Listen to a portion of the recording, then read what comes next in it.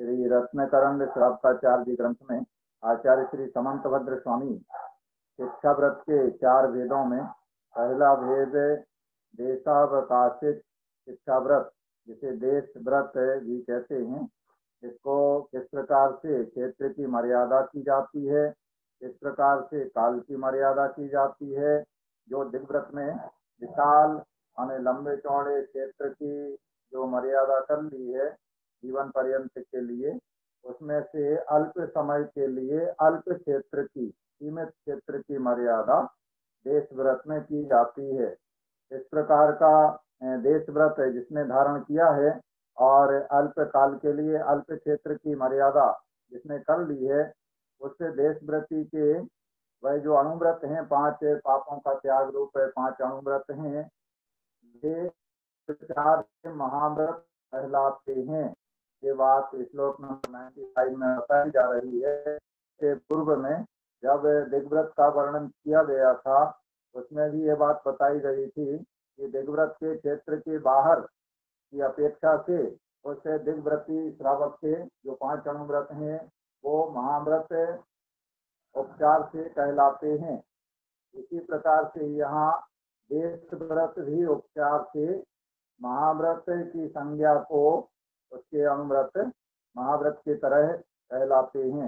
ये बात बताई जा रही है। और श्लोक नंबर 96 में देशावकाशिक शिक्षा व्रत के 5 अतिचार आज हम समझेंगे। तो 95 श्लोक दोहराते हैं, दोहराइए। सीमांता नाम परतः नाम पर स्थूलेतर 5 पाप संत्यागात् स्थूलेतर 5 पाप संत्यागात् देशावकाशिकेन च महाव्रतानि प्रसाद्यन्ते देखो किस प्रकार देशव्रती के उपचार से महाव्रत होते हैं। सीमांता नाम परता, माने जो देशावकाशिक व्रत में जो सीमा बना ली है हमने कि हम इतनी दूरी तक जाएंगे आएंगे, अल्पकाल के लिए ही है, 1 दिन के लिए या 1 हफ्ते के लिए, 15 दिन के लिए, महीने के लिए, 2 महीने के लिए, 4 महीने, 6 महीने, साल या और ज्यादा, तो ये अल्पकाल ही कहलाएगा। ऐसे अल्पकाल के लिए जो हमने देश व्रत में सीमा बना ली है, इतने समय के लिए हम इतने क्षेत्र में ही रहेंगे, इसके बाहर नहीं जाएंगे, ऐसी जो सीमा बनाई है, तो सीमा के बाहर परता माने बाहर, सीमांता नाम परता, उस सीमा के बाहर जो देश व्रत की सीमा बनाई है उसके बाहर स्थूलेतर 5 पाप संत्यागात्, स्थूल और सूक्ष्म दोनों प्रकार के 5 पापों का त्याग होने से। स्थूल और सूक्ष्म देखो, अणुव्रती है तो अणुव्रती ने स्थूल रूप से 5 पापों का त्याग किया है, सूक्ष्म रूप से 5 पापों का त्याग नहीं किया है। सूक्ष्म रूप से 5 पापों का त्याग महाव्रती के द्वारा किया जाता है। तो स्थूल रूप से तो 5 पापों का त्याग है इसका, लेकिन जो सीमा उसने किया उस सीमा के बाहर के क्षेत्र में स्थूल रूप से त्याग है और सूक्ष्म रूप से भी त्याग है, क्योंकि जिस क्षेत्र में जाना नहीं है, आना नहीं है, वहाँ की कोई चीज मंगाना नहीं है, किसी को भेजना नहीं है, कोई से बात करना नहीं है, इस प्रकार से जब देश व्रत में अत्यंत अल्प क्षेत्र की मर्यादा कर ली जाती है, तो उस मर्यादा के बाहर का जो क्षेत्र है उस क्षेत्र की अपेक्षा से स्थूल पापों का भी त्याग होता है और सूक्ष्म पापों का भी त्याग होता है। इस प्रकार स्थूल और सूक्ष्म दोनों प्रकार के 5 पापों का त्याग होने से देशावकाशिकेन महाव्रतानि प्रसाद्यन्ते, देशावकाशिक व्रतधारी के द्वारा महाव्रत प्रसाद्यन्ते माने साधे जाते हैं। तो प्रसाद्यन्ते से मतलब यहाँ साधे जाते हैं, इसको सरल भाषा में कहें तो महाव्रत की तरह कहलाते हैं या उपचार से महाव्रत कहलाते हैं। जिसने देश व्रत का नियम कर लिया है और जो सीमा बना ली है, तो सीमा के बाहर क्षेत्र अपेक्षा से सूक्ष्म और स्थूल दोनों पापों का त्याग हो जाने के कारण उसके भी अणुव्रत महाव्रत की तरह कहलाते हैं।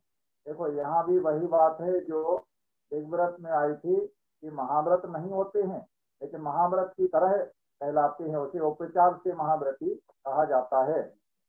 श्लोक दोहरा देते हैं। सीमांता नाम पर तय स्थूलेतर पंच पाप संत्यागात देशावकाशी केंचा महाव्रतानि प्रसाध्यन्ते। और अब श्लोक नंबर 96 में देशावकाशिक शिक्षा व्रत के 5 अतिचार बताए जा रहे हैं। जिस प्रकार अभी तक हमने 5 अणुव्रतों को समझा, 5 अणुव्रतों में सभी के 5 अतिचार समझे हैं, उसी प्रकार से 3 गुणव्रत में सभी के 5 अतिचार बताए गए हैं। इसी प्रकार से 4 शिक्षा व्रतों में जो पहला देशावकाशिक शिक्षा व्रत है उसके भी 5 अतिचार बताए जा रहे हैं। दोहराएंगे। प्रेषण शब्दानयनम प्रेषण शब्दानयनम रूपाभिव्यक्ति पुद्गलक्षेपौ रूपाभिव्यक्ति पुद्गलक्षेपौ देशावकाशिकस्य देशावकाशिकस्य व्यपदिश्यन्तेत्ययाः पंच। व्यपदिश्यन्तेत्ययाः पंच। हाँ, देशावकाशी कस्य, देशावकाशिक व्रत में जो मर्यादा हमने की है उस मर्यादा के बाहर प्रेषण शब्दानयनम माने प्रेषण माने भेजना। जैसे हमने नियम कर लिया है कि हम इतनी दूरी तक जाएंगे, इसके आगे नहीं जाएंगे। अब हमें काम उस अपनी मर्यादा के बाहर के क्षेत्र में है तो हमने तो नियम कर लिया है भाई हम तो उससे मर्यादा के बाहर नहीं जाएंगे।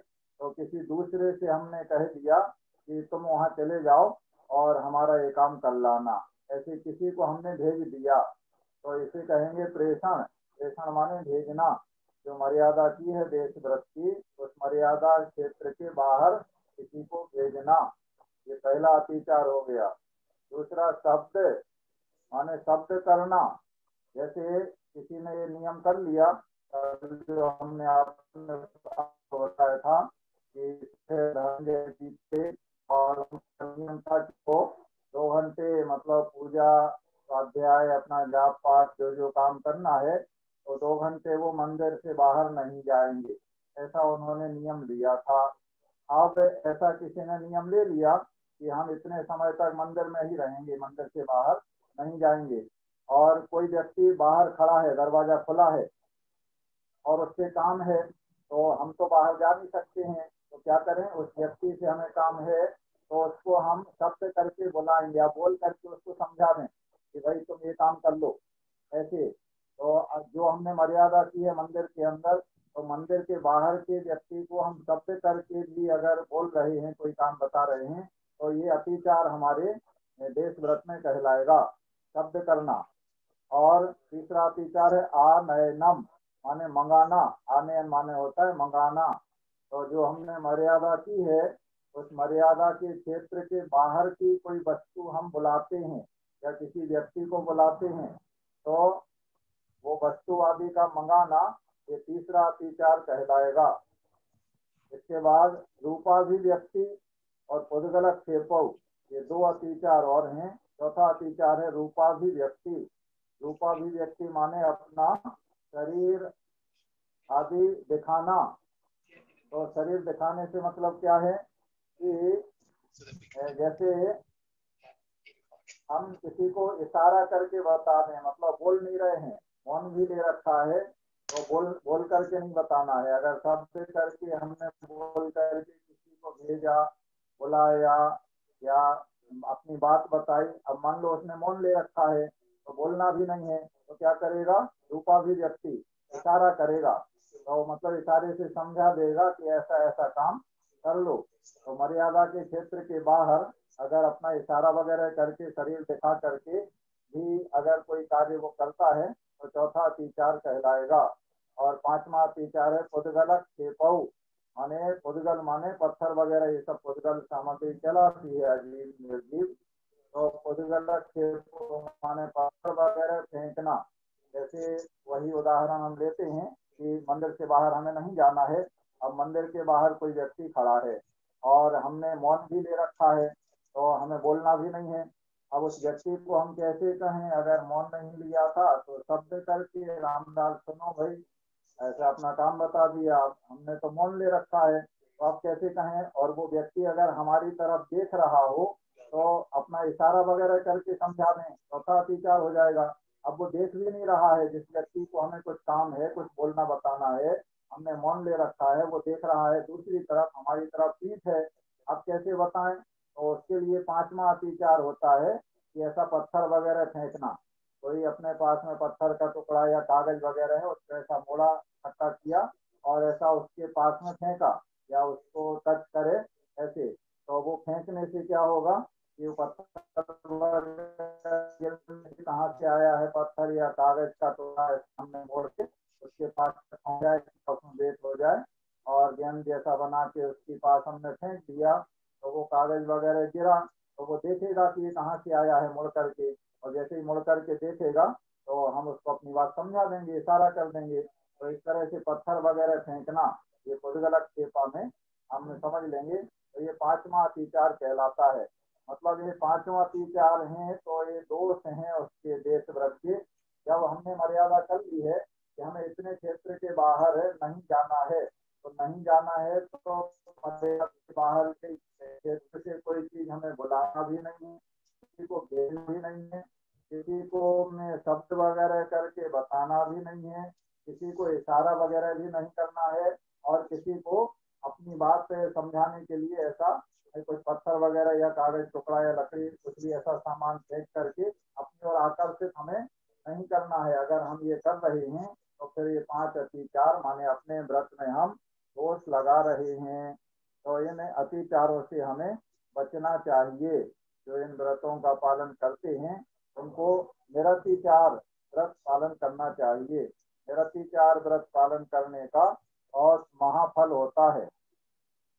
डाला में वर्णन आया है कि 12 व्रत के अतिचार पन पन न लगावे, मरण समय संन्यास धार तसु दोष न खावे, जो श्रावक व्रत पाल स्वर्ग बोल में उपजावे, कहते चले नर जन्म पाए, मुनि वैसे जावे।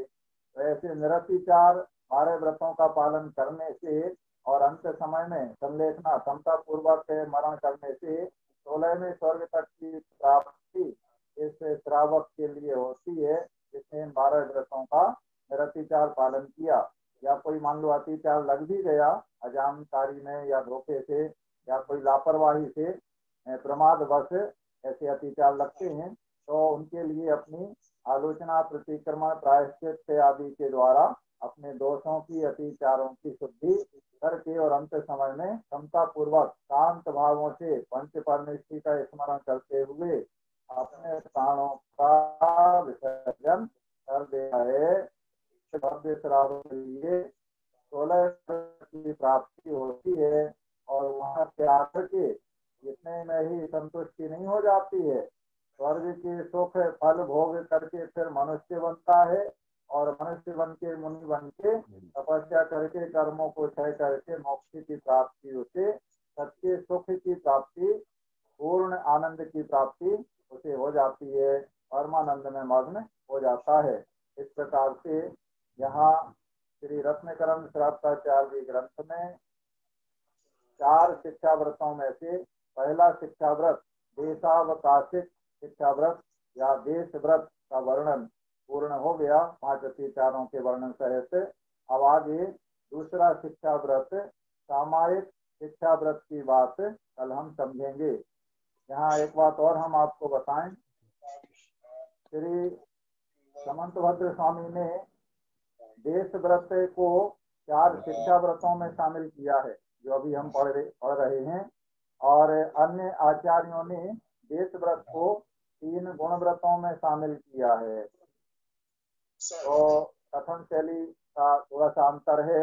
जैसे तत्वार सूत्र में या छेडाला में हम देखें तो वहाँ 3 गुण व्रत में देवव्रत, देश व्रत और अर्थदंड व्रत, ये 3 व्रत 3 गुण व्रतों में शामिल किए गए हैं। और यहाँ पर दिग्व्रत, अनर्थदंड व्रत और भोगोपभोग परिमाण व्रत, ये 3 गुण व्रतों में शामिल किए गए हैं। अन्य आचार्यों ने अन्य ग्रंथों में भोगोपभोग परिमाण व्रत को शिक्षा व्रत में शामिल किया है और देश व्रत को 3 गुण व्रतों में शामिल किया है। इस प्रकार से थोड़ा सा अंतर है। अपना अपना आचार्यों का एक दृष्टिकोण रहता है, अपने अपने दृष्टिकोण से वो कथन करते हैं। तो 12 व्रत तो वही हैं, एक ही प्रकार हैं, बस ये अंतर भेदों में थोड़ा सा भिन्नता आई है, उसे हमें अपने ध्यान में रखना चाहिए। इस प्रकार आज की पढ़ाई का कार्य पूर्ण होता है। और अब आप अपनी जिज्ञासा प्रश्न कोई है तो आप पूछ लें। हाँ जी।